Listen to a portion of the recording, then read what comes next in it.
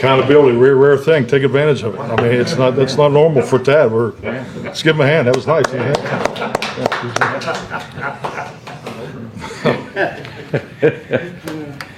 David Moore, Dallas Morning News. Before you give us your starting lineups on both sides of the ball, you had 5 players go to the Pro Bowl. We've talked to you a lot about CeeDee Lamb and Micah Parsons. Can you talk about the other 3 guys, Aubrey, Turpin, and Tyler? Yeah, definitely. I mean, proud of all those guys. I think anytime you're recognized, by your peers and by the coaches and the fans, I mean, it speaks volumes. So just happy for all of them. And I think just like anything, it's a team game. But when you play at the level that they, all those guys did consistently, I think it's really cool to be recognized. Tyler Smith, in particular, a guy who came in and was pressed into duty at left tackle his first year when you didn't expect, and what he's done at guard. Yeah, definitely. Tyler, I mean, if you look at his path, I mean, that first year, I don't know if I've ever seen a rookie lineman, play both guard and tackle. We put a lot on his plate, and now he's been able to settle in at the guard position and is obviously, just really at the beginning of a great career. I mean, because I think he still has, tremendous upside, but God, I just love the way he plays, his physicality and especially in our division with these defensive tackles. So, who else you want to talk about? Also Aubrey and Turpin. Aubrey, yeah, Brandon. My goodness, I mean, Brandon and Cavante. I mean, just the impact that they've made on special teams, especially coming similar pass. Arriving in training camp the way they did. I mean, it's almost identical.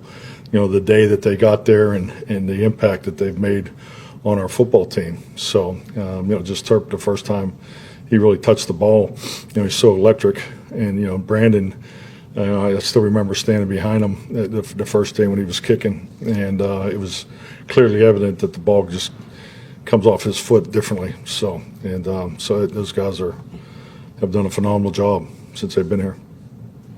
I'm Mike Todd, Archer with ESPN. As you've gone about the season, putting together game plans and things, what's troubled you the most about what you've not been able to do offensively? The big plays, red zone, turnovers. Ball security. I mean, I think when you look at where we are in turnover ratio and you look at the giveaways,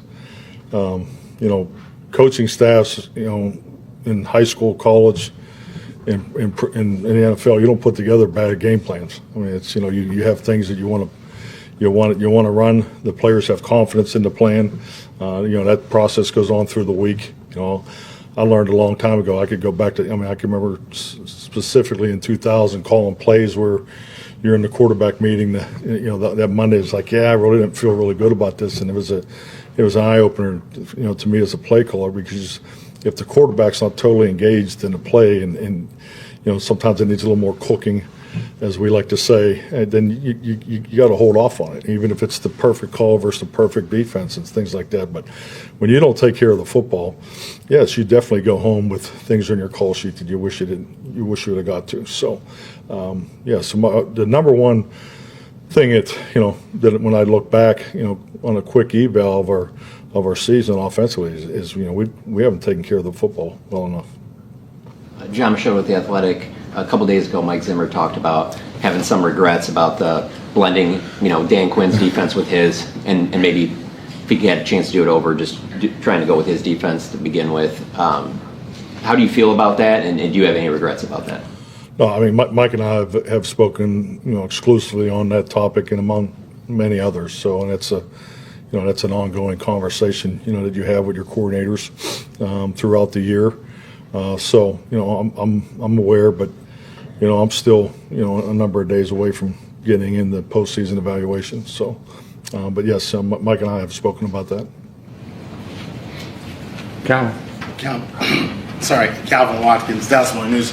Can you relate to that a little bit? Because when you came here, they were running a particular offense, and you allowed Kellen to do the terminology and that kind of thing. Can you relate a little bit to what Zim was going through? Totally. Totally. I mean, that's really one of the first conversations that Mike and I had.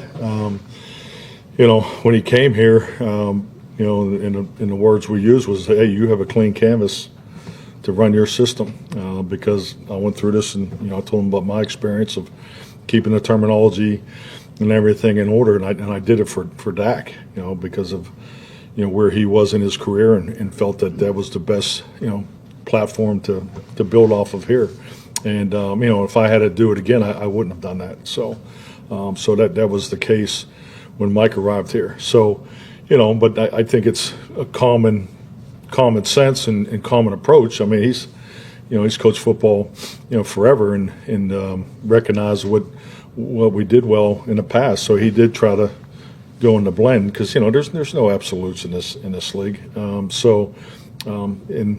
I just think like anything, when things don't go well, you reflect but I do think it's important to reflect and take the emotion out of it. But I do think it just tells you the type of man he is and the type of coach he is. He's able to admit, and that's really how our evaluations go. I mean, we talk about on Monday, and I'm very open with the staff and players. If there's a call that you wish you had back, it's just I took the shot on the third one in Philadelphia, the double move that we threw over there at Jonathan Mingo and had the 4th and 1 call ready, and then didn't pull the trigger. So I mean, you go home and you think, damn, I wish I would have gone through the 4th and 1, we would have won the game. So I mean, it was but no, that's over exaggeration, but that's football, and that's what play callers go through. And I just think Mike was giving you an honest answer to your unbelievable questions that you're asking there. Soccer. Sadis of The Athletic. Mike, you've talked about you haven't been in this position very often of, finality being something that you see in front of you, and, you're not in the postseason. Just how are you balancing this week of knowing that, this is the final game and everything that comes with it? I wouldn't say it's balancing. I'm running through it. I think it's so important for me to be, the same every day as a leader. I take a lot of pride in that. I think it does fit my emotional profile. So I just want to win the game and just holding everybody accountable to do the things we need to do to put ourselves in position. So that's really is my approach. But it's stating the obvious, because of where we are in the season and because of our record, I am having a lot of conversations that you wouldn't have. So, and that's time consuming, and because I do have a busy schedule like everybody does. But yeah, we are definitely in a different realm right now. And so you got to plug through it because that's my responsibility.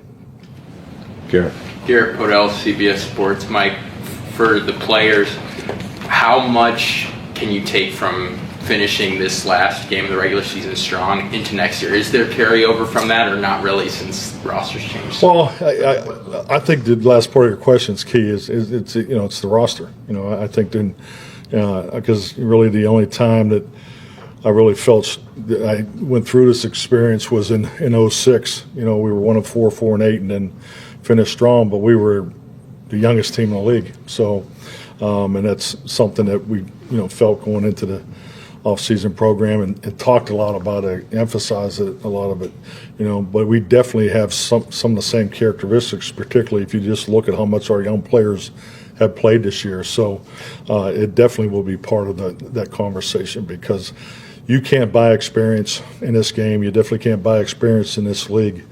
So there is a huge benefit for how much our young players have played.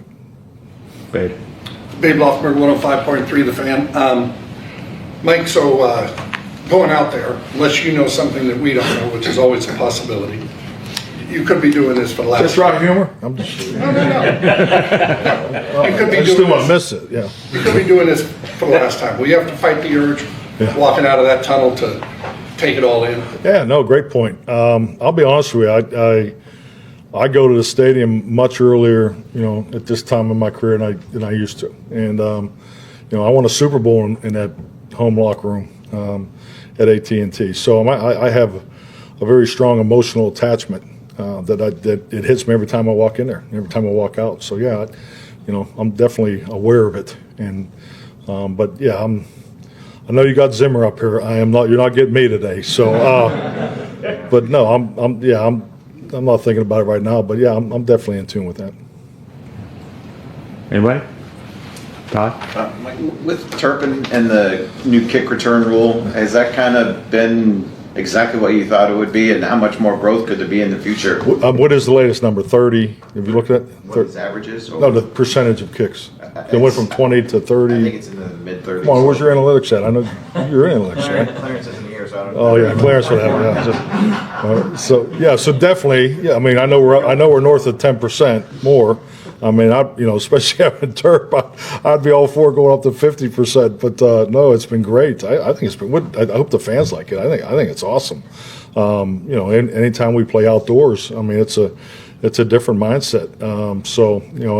We're best in the league, because of Cavante. But yeah, I love the new rule. I didn't like it when you just kicked. It was 20%. So I think we're definitely headed in the right direction. How does his skill set fit with all that stuff? Well, I mean, he has everything. I mean, he's probably one of the most fluent athletes that I've had the privilege of working with, and and he has the speed and the way he can change gears, and it's just he's a special talent. Sydney.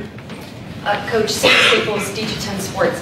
What do you do whenever you get to the stadium as early? What's your pregame routine? I just have a routine, that I go through with my call sheet, and it's something I've always done. I've done it the same way, very similar, since 2000. So, I save so much work. I get to a certain point before I get there because I like to be in it, going into the game, and then, then I feel like Don Corleone because about 100 minutes for the game, there's a lot of meetings that go on. So then I have that whole segment, that I go through. So I like to get there early, make sure that I'm totally set, and then as people start coming in to the stadium that I meet with, it just flows for me. So, but I always like to be engaged in the call sheet going into the game. Do you have any superstitions? No, I mean nothing that I live by. But I'm conscious of things. If I did something last week and it went very well, I'll do it again. So, Nicole.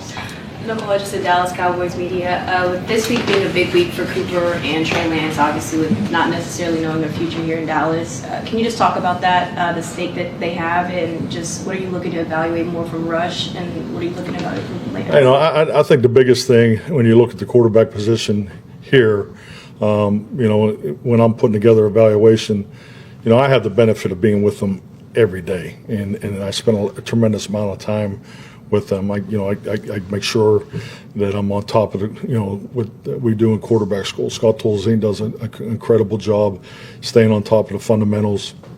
Everything is calculated. So I would say they've all improved. So I think Cooper was standing there. He'd say he's playing the best ball of his career. I know Trey is definitely improving. It's been good to have Will back because I've seen Will go through. We went through off season and had him in training camp and all that. Last year, now to see him come back, his time away and to see where he is. But yeah, so just because of my role and responsibilities, I'm fortunate to get in every day, all day, look at those guys. David. Well, I'm going to ask this, but do you talk like Don Corleone in those meetings before the game? A Pittsburgh version, yeah. So. Who do you intend to start at quarterback? And it is your intention to play more than one quarterback in this game? I really don't want to talk on it. I mean, it's we're looking at this as a competitions between football operations. This is a prepared answer here, but so we're going to stay the course. Josh. Mike, Josh Solentino, Lone Star Live. Did Trayvon Diggs have his surgery yet, and just how is he doing? Do not have a medical update on Trayvon yet. No, he hasn't had the surgery. Real. Good. Thank you, Mike. Thank you.